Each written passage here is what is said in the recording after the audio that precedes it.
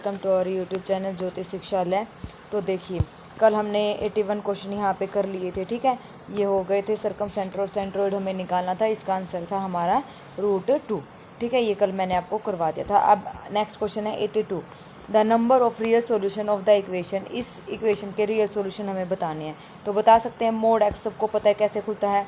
Mode x positive कब होगा, जब x हमारा क्या होगा, ग्रेटर देन 0, और नेगेटिव कब होगा, जब x हमारा क्या होगा, लेस देन 0। तो निकालो, जब x यहाँ पे केस कंसीडर करेंगे हम, ये हो जाएगा x² माइनस का 3x प्लस का 2 इक्वल टू 0, जब x हमारे पास क्या है, पॉजिटिव। तो यहाँ से जब हम इसको सोल्व करेंगे, फैक्टर क्या बनेंगे, 2 1 जा 2 और 1 3, यानी कि x-1 और x-2 हमारे पास यहाँ पे फैक्टर बनेंगे।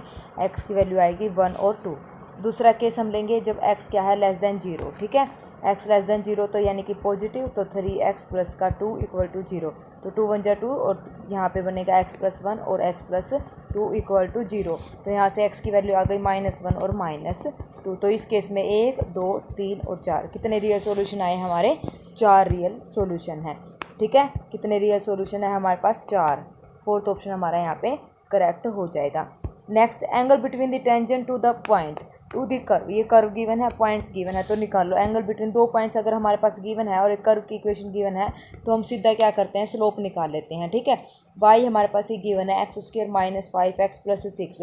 तो हम यहाँ पे स्लोप निकालेंगे, m1 नाम दे दिया, dy/dx जब हम निकालेंगे एट द पॉइंट 2,0 पे, तो ये हो जाएगा हमारे पास 2x माइनस 5 है, वैल्यू पुट कर दो 4 माइनस 5 यानी कि -1। और सिमिलरली m2 निकालेंगे एट द पॉइंट 3,0 जो गिवन है, तो 6 माइनस 5 आ जाएगा इज इक्वल टू 1। अब इन दोनों की प्रोडक्ट देखो, m1 डॉट m2 हमारे पास प्रोडक्ट कितनी आई है, -1। तो यानी कि क्या है, परपेंडिकुलर। क्या है, परपेंडिकुलर। परपेंडिकुलर है तो इस केस में कितने डिग्री का एंगल बनता है, 90 डिग्री का, यानी कि π/2 हमारा जो है वो एंगल बनेगा। तो फर्स्ट ऑप्शन हमारा यहाँ पे क्या हो जाएगा, करेक्ट हो जाएगा।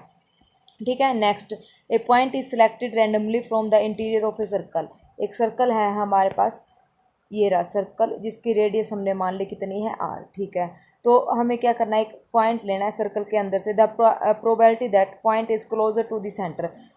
सेंटर के क्लोज होना चाहिए पॉइंट। ठीक है, कहीं से भी उठाए तो उसकी प्रोबेबिलिटी हमें निकालनी है। Then the boundary of circle, तो सर्कल की बाउंड्री क्या होगी, मान लिया ये कंप्लीट रेडियस है, तो रेडियस का मिड पॉइंट ये हमने ले लिया क्या, r/2, सेंटर से और रेडियस के बीच की वैल्यू r/2, और इसके अराउंड हमने क्या किया, सर्कल ड्रॉ करा। तो अब ये सेंटर के क्या है, बिल्कुल क्लोजर है, तो यानी कि यहाँ से हम पॉइंट उठाएंगे। तो कंप्लीट हमारे पास इस सर्कल का एरिया क्या हो गया, πr²। ठीक है, तो ये तो आ जाएगा टोटल प्रोबेबिलिटी का जो हिस्सा होगा, πr² number of favourable case.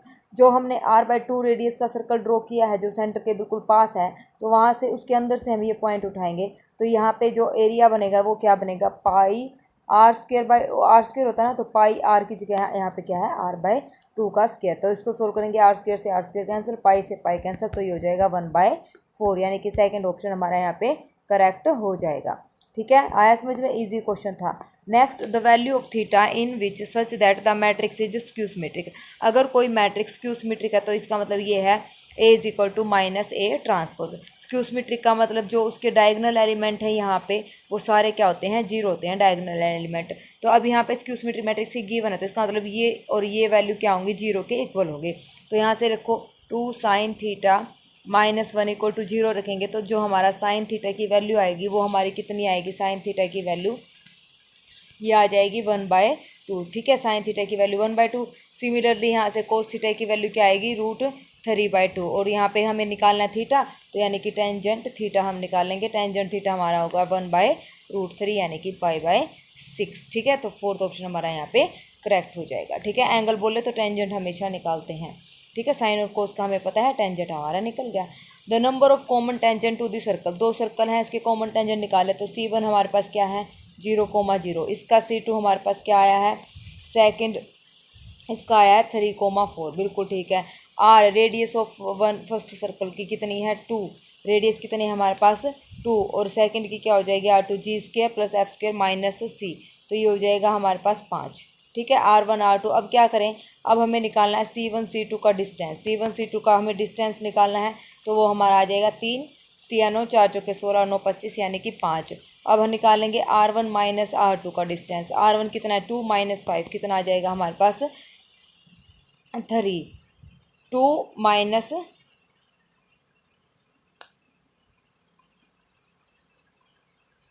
Radius हमारे पास कितनी है 2, R1 2 है, R2 हमारे पास कितनी आई है R2 कितनी आई है R2 यहाँ पे देखना 3 3 9 3 और 4 3 3 4 चौके 16 9 और 16 25 प्लस 24 यानी कि 7।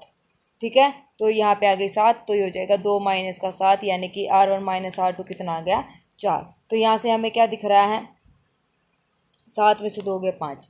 तो यहाँ से हमें क्या दिख रहा है C1 C2 और R1 R2 दोनों बराबर हैं। तो इस केस में जो हमारे कॉमन टेंजेंट होता है C1 C2 is equal to mod of R1 minus R2 अगर हमारे बराबर हैं तो इस केस में हमारा ओनली वन टेंजेंट यहाँ पे ड्रॉ कर सकते हैं हम। ठीक है, थर्ड का क्या है first option, only one common tangent हमारे पास यहाँ पे होगा। ठीक है, आया समझ में। इसके 2-4 केस हमारे पास अराइज होते हैं। देखो फर्स्ट केस होता है अगर मतलब अगर एक दूसरे को काट रहे हैं। ठीक है, दूसरा हमारे पास एक दूसरे को एक्सटर्नली टच कर रहे हैं, तीसरा इंटरनली टच कर रहे हैं, और चौथा जो ये हो गया 1 2 और 3 सेपरेट है जो।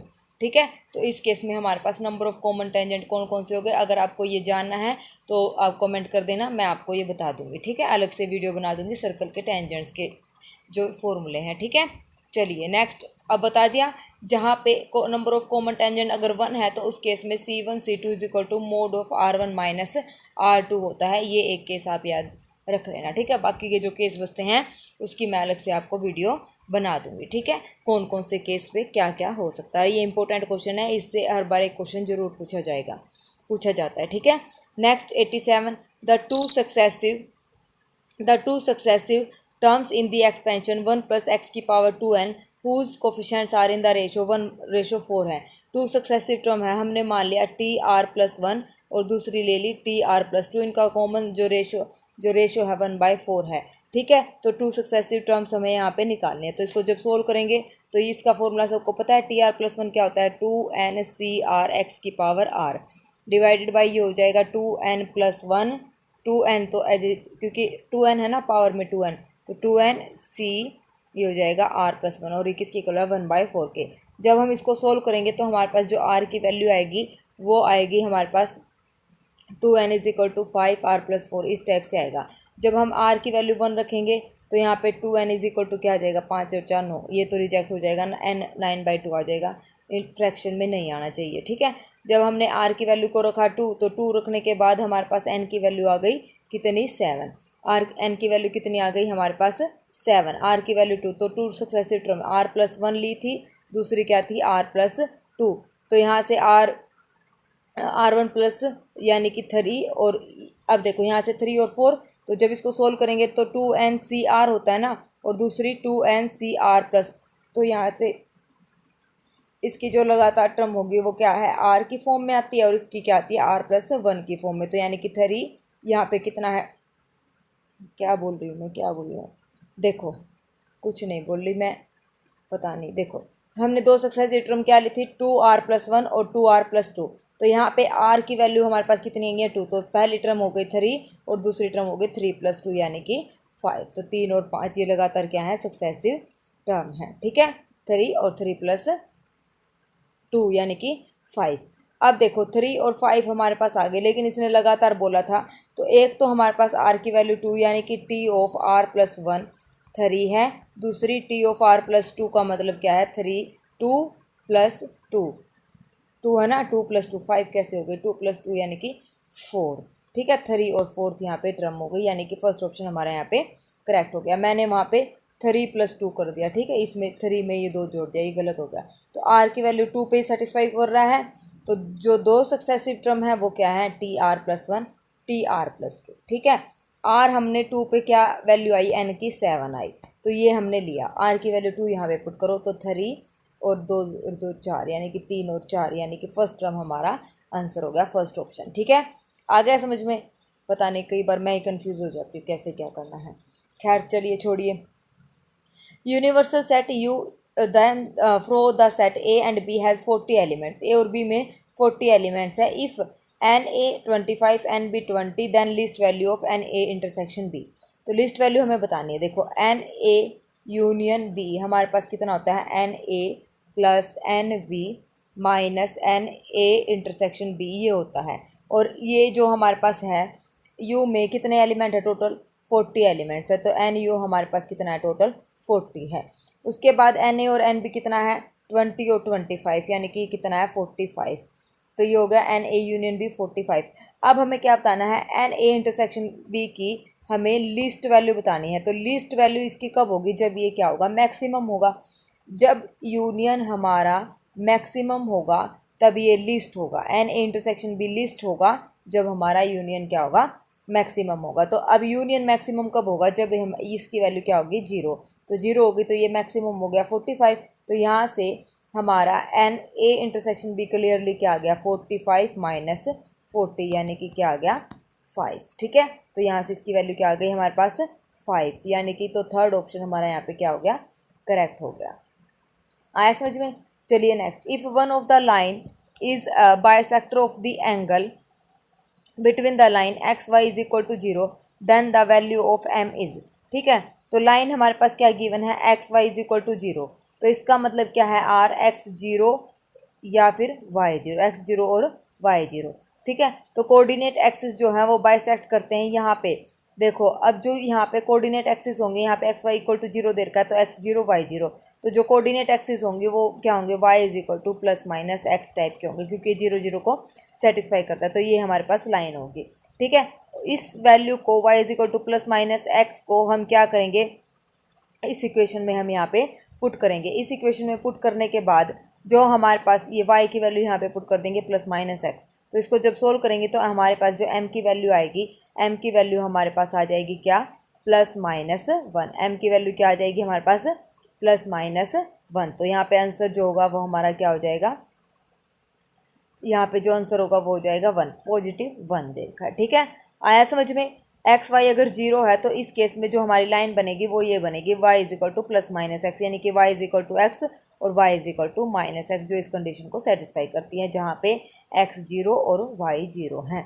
ठीक है, तो ये दो लाइन बनेगी, एक बार वाई को एक्स पुट कर दो, एक बार वाई को माइनस एक्स पुट कर दो, तो वहाँ से हमारी एम की वैल्यू निकल जाएगी। ठीक है, चलिए next question, the minimum value of the quadratic equation. इस इक्वेशन की हमें क्या बतानी है, मिनिमम वैल्यू बतानी है। मिनिमम वैल्यू बताने के लिए हम क्या करेंगे, इसके फैक्टर बनाएंगे। क्या है वैल्यू, फंक्शन क्या है, 3x² माइनस का 6x प्लस का 8। तो इसकी जब कंप्लीट स्क्वायर करेंगे इसको, तो हमारे पास जो वैल्यू बनेगी 3x माइनस 1 का स्क्वायर प्लस का 5। तो ये तो हमेशा ग्रेटर देन इक्वल टू 0 रहेगा। और ये इसकी क्या बतानी है, मिनिमम वैल्यू। तो ये तो हमेशा पॉजिटिव रहेगा, तो मिनिमम वैल्यू इसकी क्या आएगी, 5। मिनिमम वैल्यू इसकी क्या आएगी, 5। जो कॉन्स्टेंट टर्म है वो उसकी क्या हो जाएगी, मिनिमम वैल्यू। ठीक है, तो फर्स्ट यहाँ पे हमारा जो ऑप्शन है वो कौन सा करेक्ट है, सेकंड ऑप्शन हमारा यहाँ पे करेक्ट है।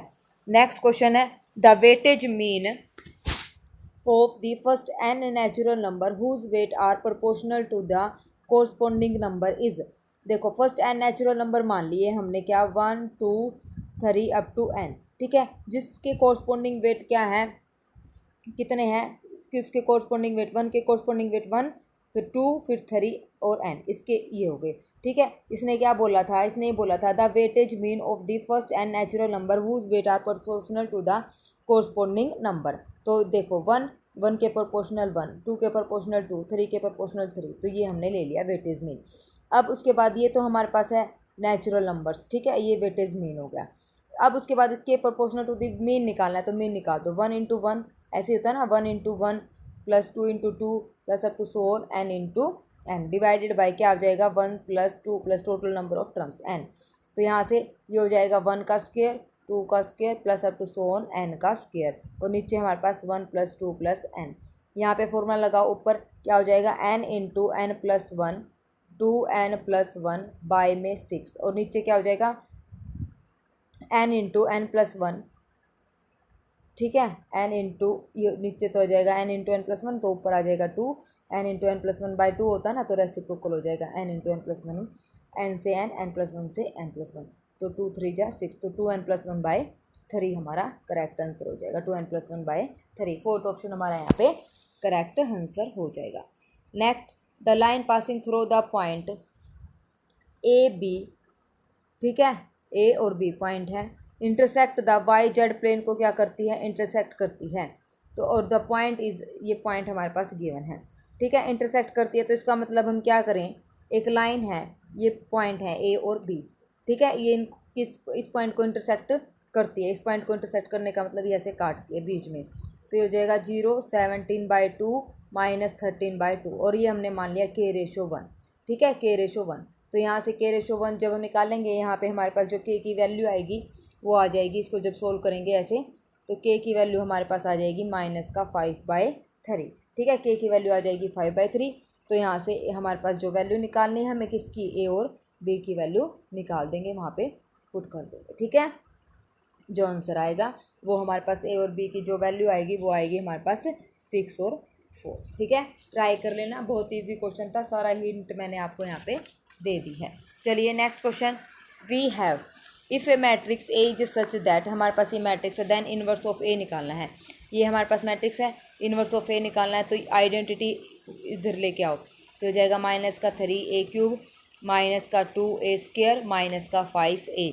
तो ए इनवर्स से मल्टीप्लाई कर दो, ए इनवर्स से, तो ये हो जाएगा -3a³, मतलब इसको ऐसे लिख के यहाँ पे पोस्ट मल्टीप्लाई हमने कर दी। तो ये हो जाएगा ए इनवर्स, तो यहाँ से हो जाएगा -3a² -2a और प्लस -5 आइडेंटिटी। आंसर देखो, माइनस कॉमन ले रखा तो ये सारी चीज़ें प्लस हो जाएंगी, प्लस प्लस ये माइनस बाहर, तो यानी कि सेकंड ऑप्शन हमारा यहाँ पे करेक्ट हो जाएगा, ठीक है। चलिए next question, if one root of the quadratic equation is 3 ± 4 एटा। एक बात ध्यान रखना, अगर इमेजिनरी रूट है तो वो हमेशा पेयर में होंगे, यानी कि अल्फ़ा प्लस माइनस एटा बीटा की फॉर्म में होंगे। अगर एक रूट इसका 3 + 4 एटा है तो दूसरा इसका 3 - 4 एटा है, ज़्यादा कंफ्यूज होने की ज़रूरत ही नहीं है, ठीक है। तो alpha plus beta, alpha into beta क्या हो जाएगा, इन दोनों की प्रोडक्ट, अल्फ़ा प्लस बीटा करेंगे तो इनका सम, तो प्रोडक्ट करेंगे तो 25, 3 × 9 4 × 16, और यहाँ पे प्लस करेंगे तो 4 एटा से 4 एटा यानी कि 6। तो अब देखो 25 और 6, तो यहाँ पे फॉर्मूला क्या होता है, x² plus alpha plus beta x यानी कि 6x, फिर उसके बाद होता है प्लस में अल्फ़ा बीटा, यानी कि कितना होगा, अल्फ़ा बीटा कितना है 25। तो ये हो जाएगा x² + 6x + 25, यानी कि सेकेंड ऑप्शन हमारा यहाँ पे करेक्ट हो जाएगा। आया समझ में। सम ऑफ रूट जो फॉर्मूला होता है हमारे पास, x² + alpha plus sum of root plus product of root = 0। एक रूट दिया था तो सेकंड हमें पता ही है, पेयर में होगा तो 3 - 4 एटा हो जाएगा, तो यहाँ से हम निकाल लेंगे। Next question, let Pn = 2n into में 2n लेस देन, ये हमारे पास गिवन है, ठीक है। Then the smallest natural number, जो Pn को ट्रू करेगा, स्मॉलेस्ट नेचुरल नंबर बताना है, जो भी ऑप्शन में है वो एक एक वैल्यू पुट करके देख लो। पुट करके देखेंगे हम, यहाँ पे क्या आ जाएगा, 2 की पावर, जब मैंने 1 पुट करा तो लेस देन हुआ, ये 2 less than 1 × 2 × 3 × up to so on, यानी कि कितना आ जाएगा n। तो n को 1 पुट किया, इसको यहाँ पे फॉर्मूला लगा दो, सम ऑफ, ये तो ओ टोटल कितने टर्म, मतलब 1 पुट करा ना तो 1 ही आ जाएगा, 2 लेस देन 1 एक नंबर। अरे क्या कर रही हूँ मैं, देखो ये है 2 की power n less than 1 2 3 up to so on n है, तो 2 की पावर n की वैल्यू 1 रखेंगे तो यहाँ पे 1 टर्म आएगी, तो 2 इज़ लेस देन 1 होता है, नहीं गलत। उसके बाद मैंने लिया 2 की पावर 2 लेस देन 1 × 2, तो 4 लेस देन 2, ये भी हमारा गलत है, नहीं सेटिस्फाई हो रहा है। उसके बाद हम लेंगे 3, यानी कि 8 लेस देन 1 × 2 × 3, 3 दूनी 6, तो 8 इज़ लेस देन 6, गलत हो, ये भी नहीं है। तो हमारा पहला, दूसरा और तीसरा ये तो क्या हो गया, कैंसिल आउट, अब बचा 4 भी देखते हैं, 4 1 2 3 और 4, तो ये 12 दूनी 24, और 2 की पावर 4 हमारा होता है 16, तो ये क्या हो गया, ट्रू। तो यानी कि n = 4 पे हमारी ये जो आंसर है वो ट्रू है, ठीक है। चलिए नेक्स्ट क्वेश्चन हमारे पास क्या कहता है, if f(x) is a monotonically decreasing function, f(x) हमारा मोनोटोनिकली डिक्रीजिंग है, मोनोटोनिकली डिक्रीजिंग है, दैट मीन्स इसका जो डेरिवेटिव है वो क्या है, लेस देन 0 है, ठीक है। Function in the largest possible interval, then the value of lambda हमें बतानी है। तो देखो यहाँ पे हम क्या करेंगे, 96 में f(x) हमारे पास कितना गिवन है, एक्स का cube plus 4x² plus lambda x plus में 1, इसका डेरिवेटिव निकालो। सबसे पहले डेरिवेटिव जब हमने निकाला तो 3x² प्लस 8x प्लस का लैम्डा हमारे पास आया। मोनोटोनिकली डिक्रीजिंग है किस इंटरवल में? लार्जेस्ट इंटरवल क्या है? -2 -2/3 में, ठीक है। इस इंटरवल में हमारा मोनोटोनिकली डिक्रीजिंग है, तो जो डेरिवेटिव है वो लेस देन 0 होगा for all x belongs to this interval, यही है ना। और उसके बाद इस इंटरवल में हर एक इस इंटरवल में जो हमारा फंक्शन है वो क्या होगा? Monotonically decreasing. और इंक्रीजिंग कब होगा? Greater than equal to 0 for all x other than this interval, इस इंटरवल के अलावा हमारा जो फंक्शन है वो क्या होगा? Monotonically increasing. यहाँ तक आया समझ में? अब उसके बाद देखो जो डेरिवेटिव आया था 3x² plus 8x plus lambda less than 0, ठीक है। तो यहाँ पे देखो लेस देन 0, अब किस इंटरवल पे है? -2 -2/3 पे, ठीक है। -2 ओपन इंटरवल। अब ये ग्रेटर देन इक्वल टू 0 कब होगा? जब ये क्लोज हो जाएगा। -2 अदर देन, सॉरी क्लोज नहीं, अदर देन। एक मिनट, मेरा लिखने का मतलब ये था, इसको रिमूव हम करेंगे, मतलब अदर देन। तो इसमें हम क्या लेंगे? जो x होगा ना, जो x होगा हमारा, वो x किसके इक्वल हो सकता है? यहाँ पे x होगा -2 और -2,3, क्योंकि ये ओपन इंटरवल है तो ये 2 पॉइंट हमारे होंगे। और इसके अलावा जो पॉइंट बच गए, ठीक है, इसके अलावा इस इंटरवल के अलावा जो पॉइंट बच गए उसमें ये फंक्शन क्या होगा? Greater than equal to 0। तो अब ये फंक्शन क्या होगा? इक्वल टू 0 किस इंटरवल पे होगा? जब हमारे पास इसकी वैल्यू x की वैल्यू -2 और -2/3 होगी, ठीक है। तो इसको इक्वल टू 0 रखो। इक्वल टू 0 रखेंगे for all x other then open interval -2 -2/3। तो यहाँ पे रखेंगे इंक्रीजिंग है ये f' greater than equal to 0, ठीक है। तो यहाँ पे 3x² plus 8x plus lambda equal to 0। तो उसके बाद जो लैम्डा की वैल्यू हमारे पास आएगी, जो लैम्डा की वैल्यू जब हम इसको सोल्व करेंगे तो लैम्डा की वैल्यू हमारे पास आएगी, क्या आएगी? 3x², कौन सा क्वेश्चन था ये था lambda then the value of lambda. तो लैम्डा की वैल्यू आ जाएगी क्या? 3x² plus 8x plus lambda equal to 0। तो यहाँ पे वैल्यू पुट करो। लैम्डा की वैल्यू जो हमारे पास आएगी वो क्या आएगी? λ/3 क्या है? Product of root. λ/3 किसके इक्वल होगा? यहाँ पे हमारे पास जो इक्वेशन गिवन है क्या? 4x/3 के equal, 4 by product of roots के इक्वल। प्रोडक्ट ऑफ रूट यहाँ पे क्या थे? x की वैल्यू -2 और -2/3, 2 दूनी 4/3, ठीक है। यहाँ पे प्रोडक्ट ऑफ रूट कितना है? λ/3। और ये किसके इक्वल होगा? अभी मैंने बताया था ना, जो फंक्शन है वो इंक्रीजिंग होगा ग्रेटर देन इक्वल टू 0 पे। तो -2 और -2/3 ये जो दो रूट्स आए हैं इनकी प्रोडक्ट के इक्वल। 3 से 3 कैंसिल, लैम्डा की वैल्यू हमारे पास आ गई 4, ठीक है। लैम्डा की वैल्यू हमारे पास क्या आ गई? 4 आ गई। आया समझ में? लैम्डा की वैल्यू आई 4। चलिए मैं दोबारा एक बार ये रिपीट करती हूँ। हमारे पास ये फंक्शन गिवन है, ठीक है, ये मोनोटोनिकली डिक्रीजिंग है इस इंटरवल पे। अगर मैं बोल दूं कि ये फंक्शन जो है वो मोनोटोनिकली इंक्रीजिंग है, यानी कि ग्रेटर देन इक्वल टू 0 है, कहाँ पे? जहाँ पे ये ओपन इंटरवल है ना, तो यहाँ पे इसका मतलब -2 और -2/3 पे, इन दो वैल्यूज़ पे ये फंक्शन क्या हो जाएगा? मोनोटोनिकली इंक्रीजिंग हो जाएगा। और इस ओपन इंटरवल के अलावा जो भी हमारे पास वैल्यूज़ होंगी उन सब के लिए फंक्शन मोनोटोनिकली इंक्रीजिंग होगा, ठीक है। अब मोनोटोनिकली इंक्रीजिंग होगा तो ये ग्रेटर देन भी है, इसका मतलब क्या है? f' ग्रेटर देन 0 भी है और f' क्या है? इक्वल टू 0 भी है अदर देन दिस इंटरवल। तो अब मैंने मान लिया कि जो डेरिवेटिव है वो इक्वल टू 0 है, तो डेरिवेटिव इक्वल टू 0 हमने यहाँ पे पुट कर दिया। तो अब उसके बाद जो लैम्डा होगा, यहाँ से प्रोडक्ट ऑफ रूट, दो रूट हमने निकालने कि इस रूट पे ये फंक्शन क्या है? इंक्रीजिंग है, तो इनकी प्रोडक्ट क्या हो जाएगी? 4/3। और यहाँ से जो हमारा डेरिवेटिव की वैल्यू आएगी उसका प्रोडक्ट ऑफ रूट क्या हो जाएगा? λ/3। तो यहाँ से लैम्डा की वैल्यू आ जाएगी 4, ठीक है। आया समझ में? चलिए next question, the value of tangent inverse degree, tangent inverse 2, tangent inverse 3, ये भी मोस्ट रिपीटेड क्वेश्चन है, इंपॉर्टेंट है। तो यहाँ से देखो tangent 1 degree, tangent 2 degree, tangent 3 degree, ठीक है। तो हम क्या करें? टेंजेंट 89 डिग्री को मैं कैसे लिखूँ? टेंजेंट 89 डिग्री को मैं ऐसे लिखूँ, टेंजेंट 90 - 1, तो ये हो जाएगा कोट 90, कोट 1 डिग्री। उसके बाद टेंजेंट 88 को मैंने क्या लिखा? टेंजेंट 90 - 2, तो ये वापस चल रहा है ना, कोट 2 डिग्री। तो कोट टेंजेंट रेसिप्रोकल होते हैं, तो यहाँ से इसका मतलब मैं इसको कैसे लिख सकती हूँ? इसको मैंने लिखा टेंजेंट 1 डिग्री, टेंजेंट 2 डिग्री, ठीक है। 2 degree up to so on half half हो जाएंगे तो टेंजेंट ये 45 डिग्री, फिर यहाँ पे आ जाएगा कोट 44 डिग्री से लेके कोट 1 डिग्री तक। ठीक है, तो ये सारा कैंसिल हो जाएगा, ये सारे कैंसिल, एक बचेगी टर्म टेंजेंट 45 डिग्री। ठीक है, टेंजेंट क्योंकि 89 है, 89 का हाफ क्या होता है, 88 का हाफ होता है हमारे पास 44 तक करो तो एक बच गया, एक को मैंने टेंजेंट 45 लिखा क्योंकि इसकी वैल्यू होती है 1। तो इसका मतलब हमारा जो आंसर है ये हमारा आ गया 1। थर्ड ऑप्शन हमारा यहाँ पे करेक्ट हो गया। Next question, then the value of x, ये 2 इक्वेशन गिवन है, इसकी वैल्यू निकालनी है। तो कुछ नहीं करना है, रूट खत्म करना है।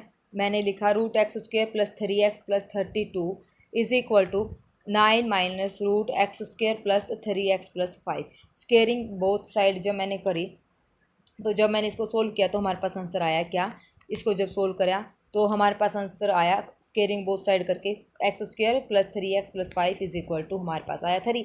अगेन स्केयरिंग बोथ साइड, तो स्केयरिंग बोथ साइड करेंगे तो x square plus 3x minus 4 equal to 0। यहाँ से हमारे पास x की वैल्यू निकाल दो, यहाँ से फैक्टर बनेंगे x प्लस 4 और x माइनस 1 तो इक्वल टू 0। तो -4 और 1, -4 और 1, तो फोर्थ ऑप्शन हमारा यहाँ पे करेक्ट हो गया। ठीक है, easy question. Next, the range of the function F of x, हमारे पास ये फंक्शन है, इसकी रेंज निकालनी है।